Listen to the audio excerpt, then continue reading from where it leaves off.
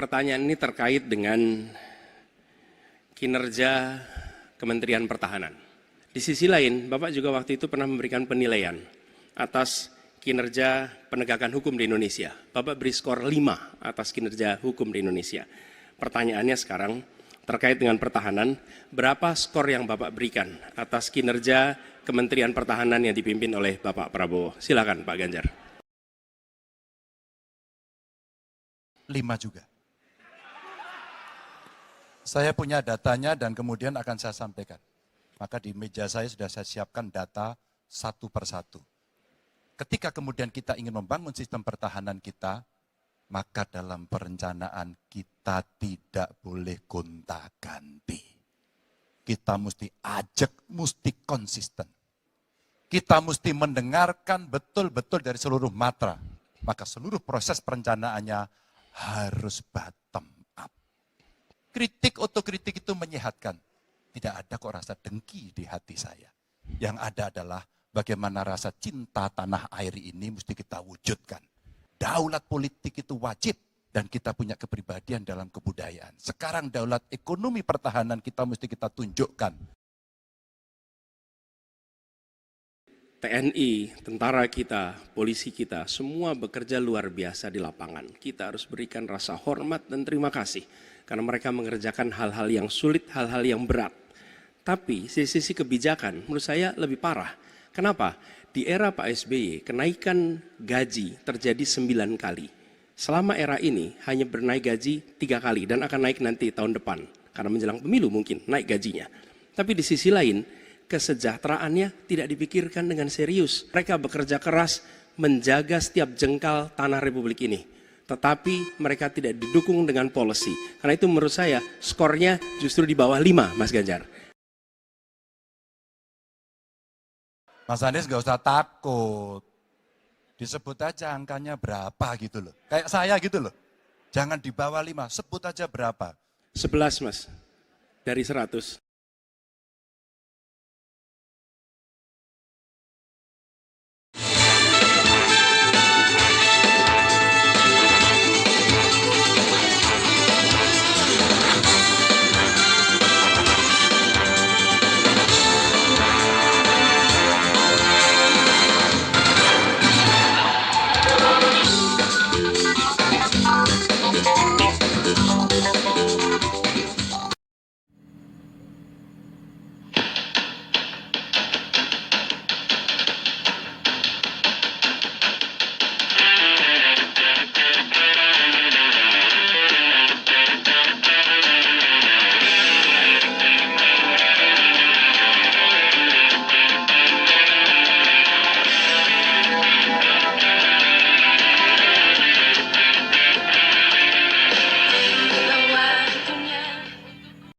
Masih bersama kami pemirsa dari Istora Senayan Jakarta, debat ketiga calon presiden pemilu tahun 2024. Dan kami ingatkan sekali lagi kepada para hadirin yang berada di dalam Istora Senayan untuk bisa menghormati ketika para calon presidennya sedang berbicara dan kita memberikan waktu yang sama. Jadi kami mohon ketenangan Anda yang berada di Istora Senayan Jakarta.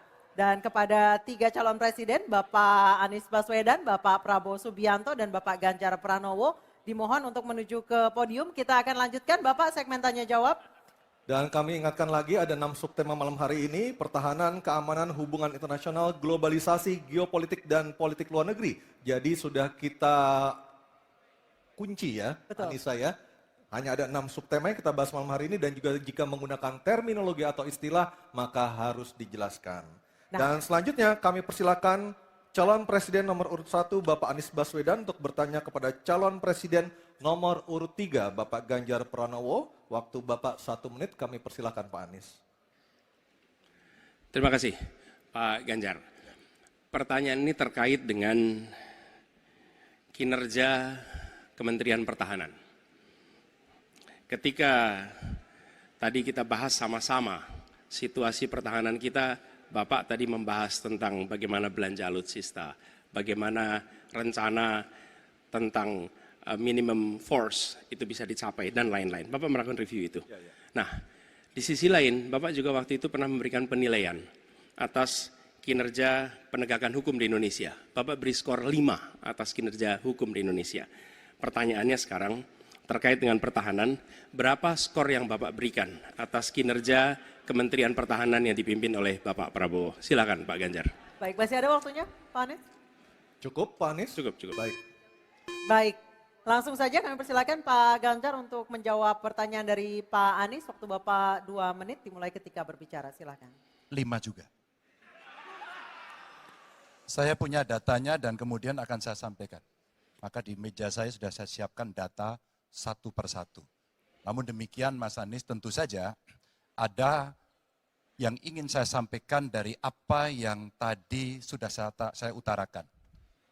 Ketika kemudian kita ingin membangun sistem pertahanan kita, maka dalam perencanaan kita tidak boleh gonta-ganti. Kita mesti ajak, mesti konsisten. Kedua, kita mesti mendengarkan betul-betul dari seluruh matra. Maka seluruh proses perencanaannya harus bottom up. Sehingga saya ketemu dengan seseorang berpangkat cukup tinggi, Pak, kalau Bapak kasih persenjataan kepada saya yang tidak saya butuhkan, sudah saya siapkan museum untuk saya taruh di sana. Situasi seperti ini tentu tidak mengenakan. Tapi ini harus kita buka apapun kondisinya untuk perbaikan bangsa. Kritik, otokritik itu menyehatkan. Tidak ada kok rasa dengki di hati saya. Yang ada adalah bagaimana rasa cinta tanah air ini mesti kita wujudkan.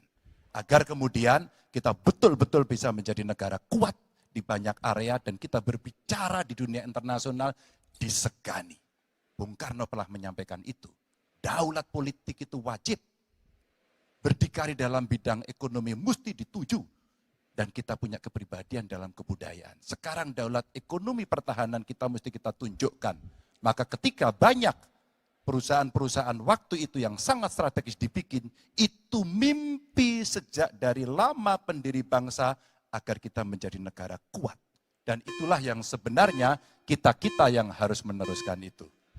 Begitu Mas Anies. Ya, makasih Pak Ganjar. Cukup Pak Ganjar. Baik Pak Anies. Silakan menanggapi jawaban dari Pak Ganjar. Waktu 1 menit Pak Anies, silakan.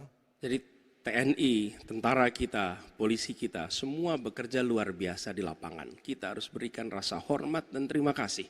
Karena mereka mengerjakan hal-hal yang sulit, hal-hal yang berat. Tapi sisi kebijakan menurut saya lebih parah. Kenapa? Di era Pak SBY, kenaikan gaji terjadi 9 kali.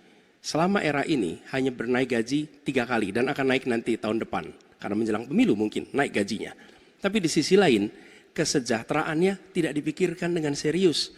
Tukin hanya 80%. Lihat Kementerian Keuangan, lihat Kementerian PUPR. Menteri-menterinya mengusahakan peningkatan tukin di mereka. Lalu kita lihat tadi alutsista yang bekas, yang itu resikonya adalah keselamatan dari TNI kita. Mereka bekerja keras menjaga setiap jengkal tanah Republik ini. Tetapi mereka tidak didukung dengan policy. Karena itu menurut saya skornya justru di bawah 5 Mas Ganjar. Kalau 5 itu ketinggian Pak Ganjar. Terima kasih Pak Ganjar. Baik, waktu habis Pak Anies. Pak Ganjar silakan jawab pertanyaan dari Pak Anies. Waktu Bapak 1 menit. Silakan Pak Ganjar. Mas Anies gak usah takut. Disebut aja angkanya berapa gitu loh. Kayak saya gitu loh. Jangan di bawah 5, sebut aja berapa. 11 Mas, dari 100. Oke. Ini sedikit ngajari kendel Mas Anies biar berani. Apa yang kemudian saya lakukan dari jawaban saya untuk membela para TNI kita? Saya bersama mereka. Saya mendengarkan, saya berkeliling Indonesia, saya mampir bertemu di rumah-rumah mereka, di asrama-asrama mereka. Maka kami tidak mau kalau kemudian mereka, mohon maaf, bertempur dan mati sia-sia. Saya tidak rela. Maka itulah yang saya bela. Maka perencanaan bottom up itu betul-betul sebuah perencanaan yang mereka inginkan.